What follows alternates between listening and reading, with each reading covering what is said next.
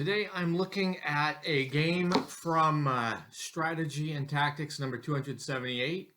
I don't have the magazine for it, I don't think, but the game is Tobruk, Operation Crusader, December 1941. And it's designed by Paul Yuda, and I wrote an article about this back in a long time ago for Moves Online. So I'm going to try to reproduce that replay for my channel here. So there's some coverage on this game. Anyway, this uses the same rules as the Sedan game 1940, which is also designed by Paul Yuda. I think when I was commenting during the replay, I may have said this was the fire and movement rules, but it's not. This is not the fire and movement rules. There are some similarities, but this is a different system. And so I ignore that if I call it that in the replay. Anyway, go down to the map. So a basic overview, as I mentioned before, this is Operation Crusader, November 18th through December 7th of 1941. We're dealing with units that are basically battalions. The hexes are 4 miles each, and each turn is about 2 days. The Commonwealth's goal here is going to be to relieve the Tobruk garrison, whereas the Axis goal will be to capture Tobruk, and if they do that, it will result in sudden death. There are victory points awarded for the named locations, and the Commonwealth will get 5 if Tobruk is controlled and can trace an overland supply to a supply source. And both sides get victory points for enemy losses, and an important one is that the Allies need to be careful not to lose more aircraft than the Axis. The initial disposition is that the town of Tobruk has a garrison, the 70th Division under Scobie, and they will have relief forces coming in, the 30 Corps and the 13th Corps. The Axis has the Italian 21st Corps in and around the area of Tobruk, and the 15th and 21st Panzer Divisions are to the east. And there are some Italian coastal units as well. And on turn 1, the 7th Armored, the 1st South African, and the 2nd New Zealand Divisions will arrive as reinforcements. So as you can see in this first picture, you have Tobruk, and the 70th headquarters is there with a number of supporting units that are trying to maintain that stronghold. And we also see the 21st Italian Division that is kind of surrounding it on the outskirts. And you also have the Africa Division as well.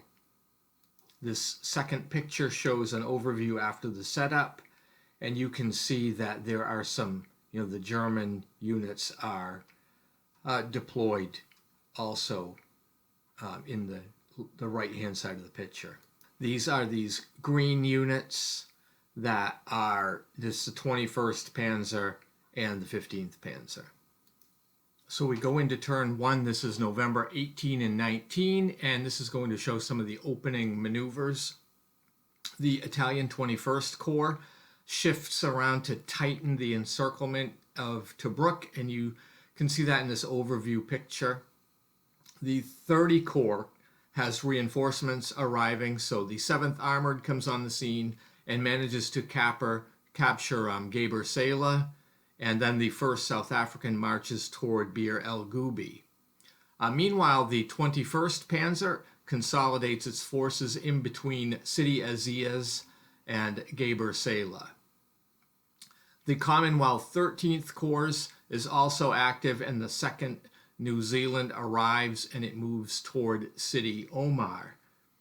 The 15th Panzer, in turn, reacts by moving to confront the South Africans.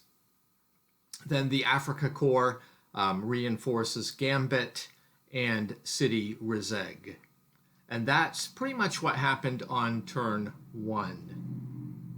So we move on to turn 2, And this is November 20th, and we have the first major battles that break out here. And the main one, which is shown in the picture here, is at Bir El Gubi. The first South African attacks the Italian Arietta.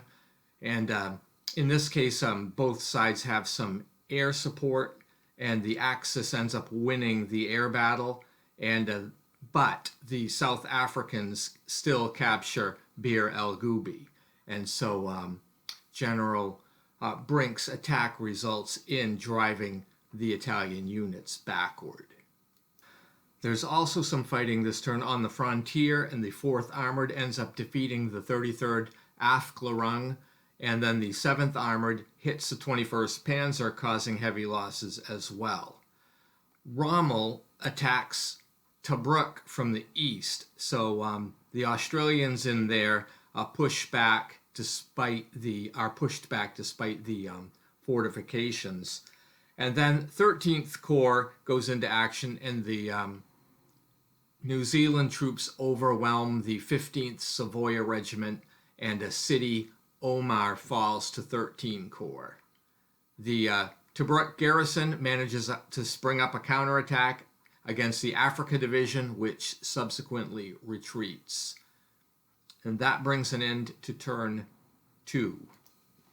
So turn 3 is November 22nd and 23rd, and this is where we see the eastern access line starting to collapse. The Trista Division does enter into the area from the west, but then the 13th Corps increases the pressure and intensifies, and the New Zealanders end up wiping out the 155th Machine Gun Battalion. Then the 8th RTR captures Fort Capuzzo, and then the Italians retreat from City Aziz. So picture number 5 here shows the 5th New Zealand in City Aziz, and then you've got, Commonwealth. These are basically 13 Corps tanks, have Fort Capuzzo, and they've got Halfaya Pass kind of clipped off as well. Then Africa Corps withdraws from Halfaya Pass and then attacks Tobruk again, and the Australians are hit hard again by these attacks by these German units.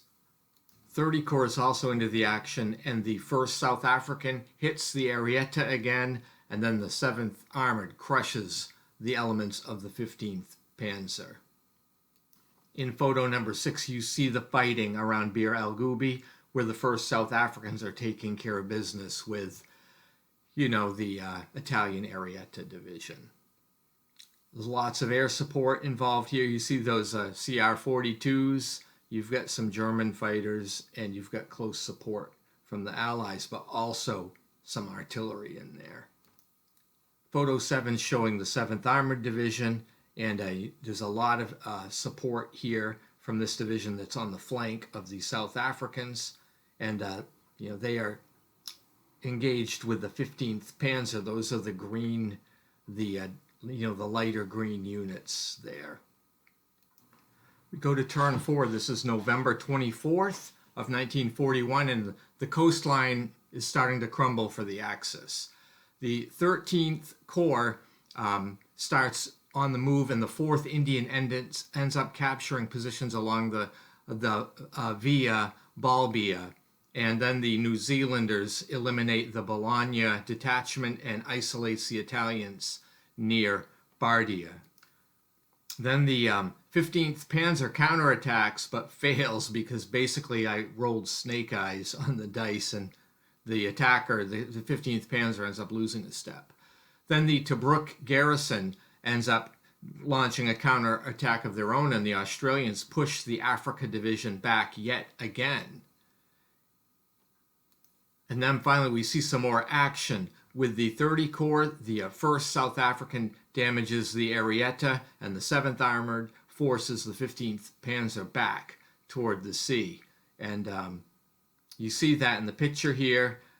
Both sides have some air support and fighter cover, but the 15th Panzer is getting worked around by the 7th Armored Division.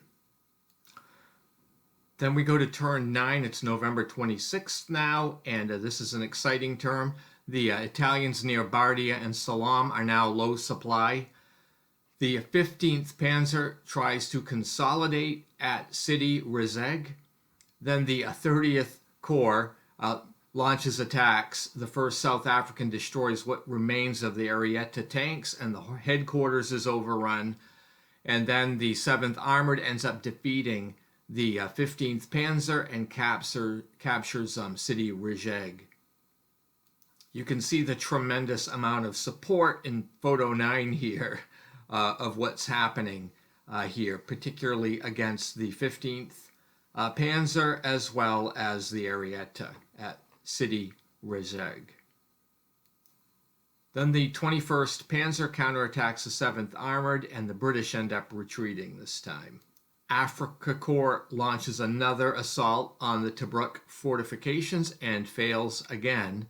And the 13th Corps, in the meantime, is surrounding the Italians at Bardia and Salam. They're caught out of supply, and hopefully they're going to surrender. And in picture number 10 here, you see the New Zealanders advancing toward Tobruk on 2 different roads. So we go into turn 6. This is November 28th, and the Italians in Bardia are now out of supply. The New Zealanders attack Gambit, and the German Panzerjäger are ineffective. And not Panzerjäger; these are anti-tank weapons.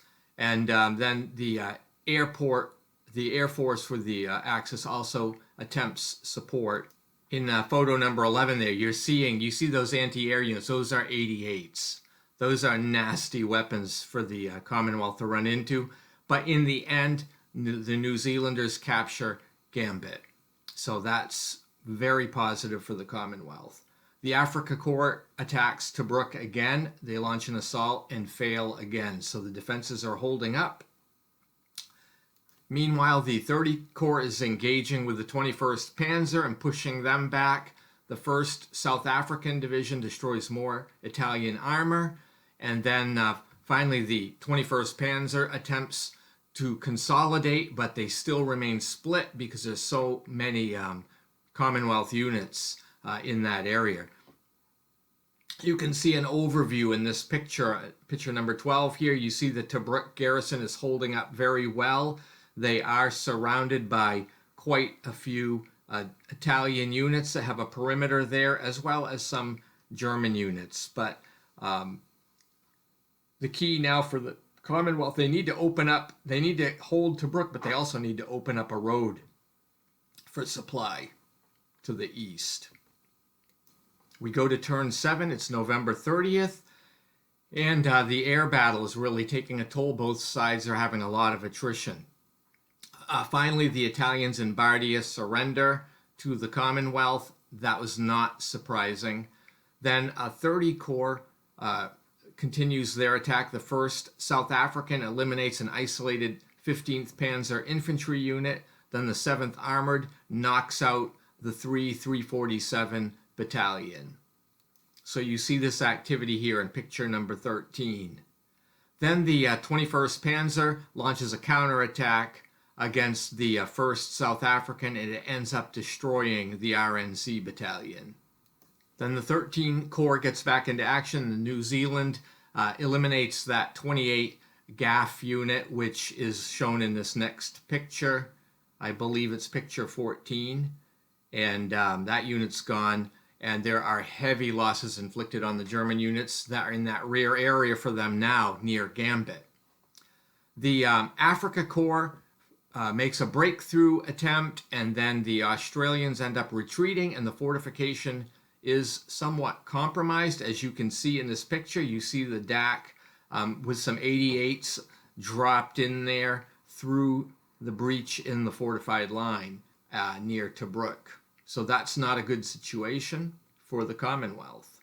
Anyway, the situation is rectified quickly. The Tobruk garrison launches a counterattack, and the Germans have to retreat because, well, they lack the air power to really provide them support. So, but it still shows that the fortified position is starting to weaken. So we go to turn 8. I have an overview picture here, December 2nd, 1941, and basically the eastern wall is collapsing. The final Italians in Bardia surrender. The 30 Corps gets engaged. The 7th Armored destroys an Italian detachment, as well as the 3 255. Then the 13th Corps has the New Zealanders attack the 88 in defended positions, and then pushes the Axis further west. And finally, the 21st Panzer tries to launch a counterattack against the 1st South African, and the South Africans retreat with minimal losses. It was an orderly retreat. So you see the New Zealand units in this picture. They're the tan units with the blue. You've got the 6th New Zealand is right up against the 15th Panzer, that pioneer battalion. And then you've got the 7th Armored in the red. They are the red units. And you've got the 21st Panzer toward the lower left part of the picture. So this is getting tight in here in photo 16. On turn 9, the Commonwealth's going to try to close the ring here. The 13th Corps has the New Zealanders along with artillery fire, and they eliminate the 2nd Machine Gun Battalion. The 33rd Pioneer ends up retreating, and there's a temporary supply line that is opening to Tobruk, which is what we want as the Commonwealth. The 21st Panzer then launches a counterattack against the 4th Armored and pushes the 2nd SG Battalion back. And then 30 Corps tries to attack, but they are stalled by the 88s. So a second attack here eliminates the 33rd Pioneer. So exciting turn, and you can see a lot of what's going on in the prior picture. We go to turn 10. It's December 6th, and this turn will cover the 7th as well. And this is our last chance to really secure this supply line. So the Axis reorganizes as much as they can to block that supply route. So the 21st Panzer, along with heavy air support, ends up destroying the 2nd SG and the KDG units. But the Axis is now out of air assets. So the 13th Corps goes into action. The New Zealanders attack the Italian 27th and 39th regiments, and both disintegrate, and this opens the supply line to Tobruk. The 30 Corps basically holds off. It slows down because they don't want to risk any more armor to these German 88 anti-aircraft guns that are being used for anti-tank. So that was the last turn of the game, and basically the Commonwealth controls all of the important victory point locations, but the key is having a supply line open, which they do. So that's 5 more victory points. And the Commonwealth inflicted enemy casualties, ended up inflicting a total of 28 victory points they captured with all of this, but the Axis had only 6. However, the Commonwealth made one key mistake here, and that's they lost 1 air unit too many. And so their victory is going to be turned into a draw, not a battlefield draw. They clearly won that, but they lost too many air units. And so they spent too much money, and now they're in debt, basically. So that's pretty much what you have with this game. That's the outcome of it. It's an enjoyable game from Strategy and Tactics number, I think it's 278. Designed by Paul Yuda. Anyway, thank you for watching. I hope you have a great day, and stay tuned for other game coverage.